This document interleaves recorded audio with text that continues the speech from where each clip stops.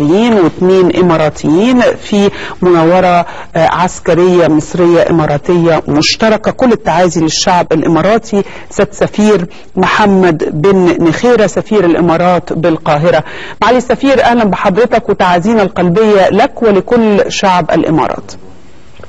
شكرا الله يطول في عمرك. تعازينا للأسر اخواننا من الامارات واخواننا من جمهورية مصر العربية. الحقيقة هناك اختلاط الدم الاماراتي بالدم المصري على ارض مصر الحديث. تعازينا قلبية لأسر الضباط الذين استشهدوا في هذه الحادث. معالي السفير، طبعا يعني هي بالتأكيد الآن لحظة يعني لحظة حزينة أنا بعزي حضرتك فيها، وبالتالي مش هقدر أنا أتطرق لموضوعات كثيرة، ولكن على الأقل خلينا يعني نقول بعض المعلومات عن المناورة دي وأهميتها كانت ليه.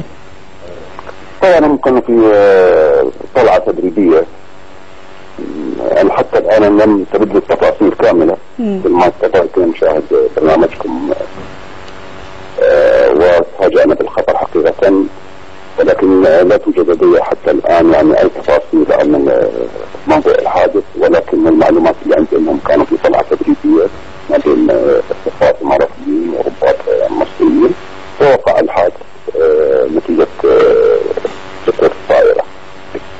تعازينا لأسرنا في جمهورية مصر العربية وكذلك في دولة الإمارات العربية المتحدة، وضباط الإماراتيين هم أبناء مصر كما أن الضباط المصريين هم أبناء الإمارات ولا فرق في ذلك.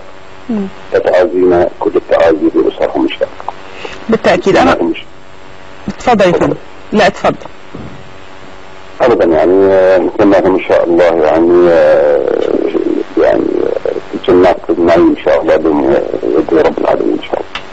إن شاء الله. أنا بشكرك جدا معالي السفير محمد بن نخيرة سفير الإمارات بالقاهرة. وزي ما حضرتك قلت بالظبط إنه هو في النهاية الدم واحد ولا فرق بين